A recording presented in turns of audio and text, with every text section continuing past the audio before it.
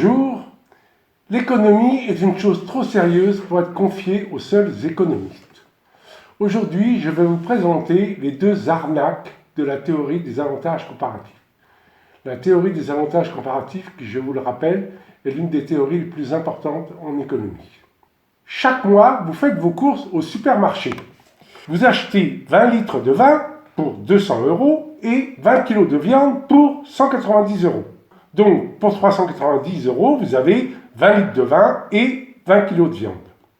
Le supermarché fait une promotion. 21,25 litres de vin pour 170 € et 22 kg de viande pour 220 €. Vous verrez plus loin pourquoi on prend ces chiffres, ce sont ceux de la théorie des avantages comparatifs. Donc, vous dépensez la même somme, 390 €, pour une plus grande quantité de vin et de viande. Nous allons faire les comptes, donc sans promotion, avec promotion et le gain. Vous avez 20 litres de vin pour 200 € sans promotion, et vous avez 21,25 litres de vin pour 170 € avec promotion. Donc, vous avez un gain de 1,25 litres. En viande, vous avez 20 kg pour 190 € et vous avez 22 kg pour 220 €. Donc, vous avez un gain de 2 kg. Si on calcule les sommes dépensées, sans promotion, vous avez dépensé 200 € pour le vin et 190 € pour la viande, ce qui nous fait un total de 390 €. Avec promotion, vous avez dépensé 170 € sur le vin et 220 € sur la viande, ce qui nous fait également un total de 390 €. Donc les gains sont confirmés. Pour la même somme, vous avez un gain de 1,25 litres de vin et de 2 kg de viande. Les économistes comparatifs qui dirigent le supermarché affirment que grâce à la promotion, les clients gagnent 1,25 litres de vin et 2 kg de viande. C'est l'avis de Monsieur Portugal, qui achète du vin mais pas de viande. Sans promotion, Monsieur Portugal avait 20 litres pour 200 €, ce qui nous fait un prix de 10 € par litre. Avec promotion, il obtient 21,25 litres pour 170 €, ce qui nous fait un prix de 8 € par litre. Donc le gain à la promotion est bien de 2 € par litre. On a bien un gain. En revanche, ce n'est pas l'avis de Madame Angleterre, qui achète de la viande mais pas de vin. Sans promotion, elle avait 20 kg pour 190 €, ce qui faisait un prix de 9,50 € par kilo. Et avec promotion, elle a 22 kg pour 220 €, ce qui fait un prix de 10 € le kilo. Donc elle a une perte à la promotion de 0,50 € par kilo. Donc Madame Angleterre, qui est contrariée, attaque le supermarché pour pratique commerciale trompeuse. En effet, et c'est là un peu tout le secret de la théorie des avantages comparatifs, selon les quantités achetées, il y a gain ou perte à la promotion. La théorie des avantages comparatifs utilise la même tromperie. Donc l'arnaque du supermarché que l'on met ici en évidence, donc arnaque au sens ordinaire de pratique commerciale trompeuse, ce n'est pas une comparaison, ce n'est pas une métaphore, ce n'est pas une analogie, c'est une transposition de la théorie des avantages comparatifs, comme nous allons le voir. C'est une transposition parce qu'au lieu de fabriquer les biens comme dans la théorie comparative, ici au supermarché on les achète, mais les chiffres sont les mêmes et les principes sont les mêmes. Donc nous allons voir la transposition de la première arnaque dans la théorie des avantages comparatifs. On rappelle ici les prix, parce qu'on va voir que ce sont des chiffres que l'on va retrouver. Donc le prix du vin, il est à 10 € le litre sans promotion, à 8 € le litre avec promotion. Le prix de la viande est de 9,50 € le kilo sans promotion et de 10 € le kilo avec promotion. Nous allons présenter brièvement la théorie des avantages comparatifs qui a été énoncée en 1817 par Ricardo, qui décrit le commerce international entre deux pays, le Portugal et l'Angleterre. Donc les deux pays échangent deux biens, du vin et du drap. Dans notre transposition, on a remplacé la viande par du drap parce qu'il est plus habituel d'acheter de la viande que du drap au supermarché, surtout tous les mois, mais c'est exactement la même chose. Tout d'abord, Ricardo décrit les productions sans spécialisation. Le Portugal produit 10 litres de vin avec 80 hommes, il produit 10 kg de viande avec 90 hommes. En Angleterre, il faut 120 hommes pour produire 10 litres de vin et il faut 100 hommes pour produire 10 kg de viande. Nous allons sur cette base calculer les productivités moyennes sans spécialisation. Nous allons calculer les productivités moyennes parce que les économistes nous assurent que la spécialisation génère des gains de productivité. Non seulement des gains de production, mais aussi des gains de productivité. Donc nous allons calculer les productivités moyennes pour voir ce qu'il en est. Sans spécialisation, la productivité moyenne sur le vin est de 10 hommes par litre. Puisqu'on a effectivement 200 hommes pour produire 20 litres, on a 120 Anglais plus 80 Portugais, ce qui nous fait 200 hommes. En bas à droite, je vous rappelle les prix sans promotion, parce qu'on va voir que ce sont les mêmes, puisque effectivement j'ai construit le modèle du supermarché à partir du modèle des avantages comparatifs, donc on retrouve exactement les mêmes chiffres. Donc je rappelle que le prix du vin sans promotion est de 10 € par litre. Maintenant on va s'intéresser à la viande.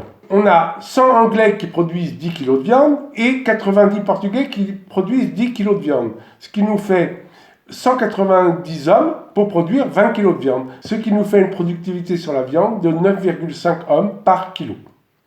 Donc maintenant, nous allons voir ce qui se passe avec spécialisation, puisque Ricardo nous dit qu'avec la spécialisation, les quantités augmentent. Le Portugal se spécialise sur le vin et l'Angleterre se spécialise sur la viande. Au Portugal, les 80 hommes qui produisaient 10 litres de vin continuent de produire 10 litres de vin, c'est pareil. Par contre, les 90 hommes qui produisaient de la viande produisent dorénavant du vin, donc ils en produisent 11,25 litres, puisque 90 divisé par 80, ça fait 11,25. En Angleterre, les 100 hommes qui produisaient 10 kg de viande continuent à produire 10 kg de viande. Par contre, les 120 hommes qui produisaient du vin produisent dorénavant 12 kg de viande, puisque 120 divisé par 100, ça fait 1,2, donc par 10 kg de viande, ça nous fait 12 kg de viande. Donc maintenant, nous calculons les productivités moyennes avec spécialisation. Donc nous allons faire la productivité moyenne avec spécialisation sur le vin. Donc on a 170 hommes, 170 Portugais, donc 90 Portugais plus 90 Portugais qui produisent 10 plus 11,25 litres de vin, ce qui nous fait 21,25 litres de vin. Et donc la productivité sur le vin est de 8 hommes par litre. De la même manière, en bas à droite, je rappelle les prix avec promotion. Donc le vin avec promotion est à 8 € par litre. Donc on retrouve les mêmes chiffres. Et sur la viande, on a donc 12 kg plus 10 kg de viande, ça nous fait 22 kg. Et on a 120 Anglais plus 100 Anglais, ça nous fait 220 Anglais. Divisé par 22, ça nous fait 10 hommes par kilo. Et donc on rappelle les prix en bas avec promotion. Donc la viande, on avait effectivement de la même manière 10 € par kilo. Voici le bilan de la transposition arithmétique. Dans la colonne de gauche, on a les chiffres de la promotion au supermarché et dans la colonne de droite, on a les chiffres de la spécialisation comparative. Premier élément, les ressources sont constantes. Elles sont 390 € au supermarché et 390 hommes dans la théorie comparative. Les biens acquis, dans les deux cas, c'est 20 litres de vin et 20 kg de viande, avant promotion et avant spécialisation. Ce sont les biens acquis, que ce soit par l'achat ou par le travail. Les gains à l'opération, alors l'opération c'est soit la promotion, soit la spécialisation, c'est 1,25 litres de vin et 2 kg de viande. Donc on a les mêmes chiffres dans les deux cas. La réduction de coûts, donc c'est la réduction de la dépense des ressources, donc soit des euros, soit des hommes. Donc c'est 2 € par litre de vin ou 2 hommes par litre de vin. Et l'augmentation de coûts, donc en fait la fausse promotion, c'est-à-dire la tromperie, c'est plus 0,5 € par kilo de viande ou plus 0,5 hommes par kilo de viande.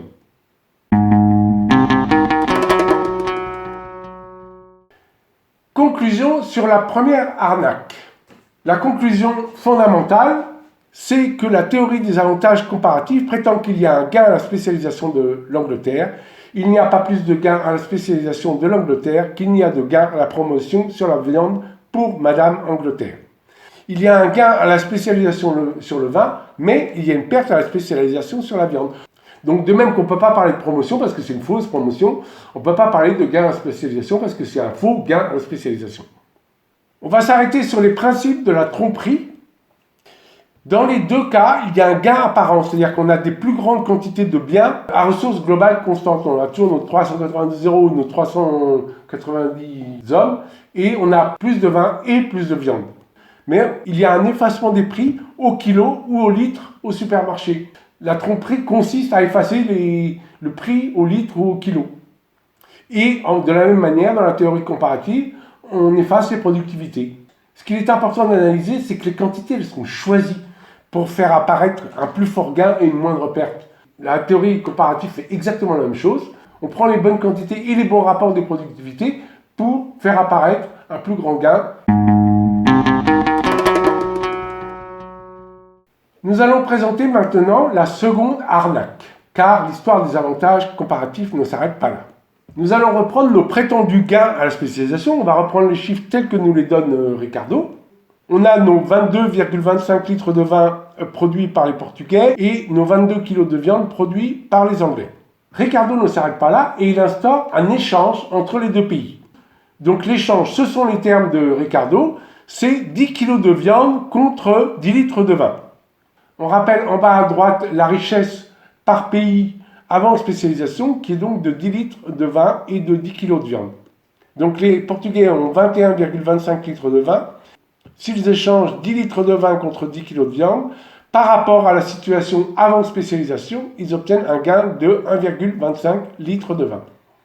De la même manière, les Anglais, grâce à l'échange, obtiennent un gain de 2 kg de viande par rapport à la situation avant spécialisation. Ça, c'est ce que nous présente la théorie des avantages comparatifs. Mais si nous faisons le véritable calcul, l'Angleterre est lésée. C'est la deuxième arnaque. La théorie comparative prétend que l'Angleterre est gagnante de 2 kg de viande. C'est faux. L'Angleterre devrait gagner 2 kg de viande plus 1,25 litres de vin. Elle perd donc 1,25 litres de vin. On ne va pas le montrer ici, on l'a montré dans d'autres présentations. Donc le prix de marché en vérité est de 10 kg de viande pour 11,25 litres de vin. Donc à 10 kg de viande pour 10 litres de vin, l'Angleterre est perdante. Nous allons faire une transposition de cette seconde arnaque au supermarché. On va faire une transposition simplifiée parce que la théorie des avantages comparatifs est un petit peu complexe. Donc on ne reprend pas tous les éléments en compte, on ne reprend pas en compte les différences de productivité donc qui devraient se traduire par des différences de prix dans le supermarché. Ce qu'on veut montrer, c'est tout simplement qu'il faut faire attention quand on parle de gain. Ça dépend par rapport à quoi. Quelle est la référence ? Monsieur Portugal arrive à convaincre Madame Angleterre de conserver le système de promotion parce qu'il dit on gagne plus de viande et de vin, on doit pouvoir s'arranger. Donc Monsieur Portugal propose à Madame Angleterre de lui céder 10 litres de vin contre 10 kg de viande. Et il lui soumet l'argument suivant, il lui dit regardez, avant promotion, vous aviez 10 litres de vin pour 200 € et vous aviez 10 kg de viande pour 190 €. Donc moi, je vous donne 10 litres de vin qui valent 200 €, je vous les donne contre 10 kg de viande qui ne valaient que 190 €. Donc vous êtes gagnante à l'échange. Le bilan après échange de 2 litres de vin contre 10 kg de viande est le suivant. Pour 170 €, Monsieur Portugal a 11,25 litres de vin, donc 21,25 moins 10, et il a 10 kg de viande. Pour 220 €, Madame Angleterre a 10 litres de vin et 12 kg de viande. Madame Angleterre a un petit soupçon et elle fait les comptes. Monsieur Portugal, il a acquis 11,25 litres de vin à 8 € le litre, ça lui fait 90 €.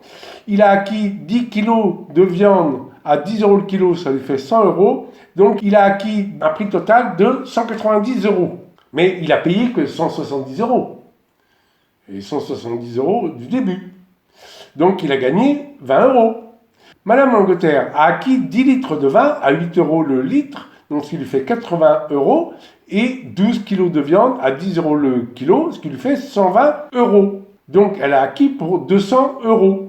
Mais elle a payé 220 €. Donc elle a perdu 20 €. Donc le Portugal gagne 20 € et Madame l'Angleterre perd 20 €. Ils font un petit calcul et Monsieur Portugal doit céder 2,5 litres de vin supplémentaire. En fait, ça correspond à 20 € divisé par 8 € le litre de vin. Ça nous fait 2,5 litres. Madame Angleterre refait le calcul et à ce moment-là, aucun des deux n'est perdant. L'échange équitable est donc de 10 kg de viande contre 12,5 litres de vin, ce qui correspond à 10 € divisé par 8 €.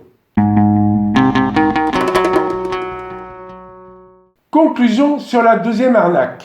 La théorie comparative prétend que si l'Angleterre achète au Portugal son litre de vin moins cher qu'au prix avant spécialisation, elle est gagnante. C'est faux, elle est perdante par rapport au prix de marché. La conclusion que l'on peut établir et qui s'applique pleinement à la théorie des avantages comparatifs, c'est qu'un gain apparent par rapport à une référence peut être une perte par rapport à une autre référence. avec nos remerciements pour votre attention.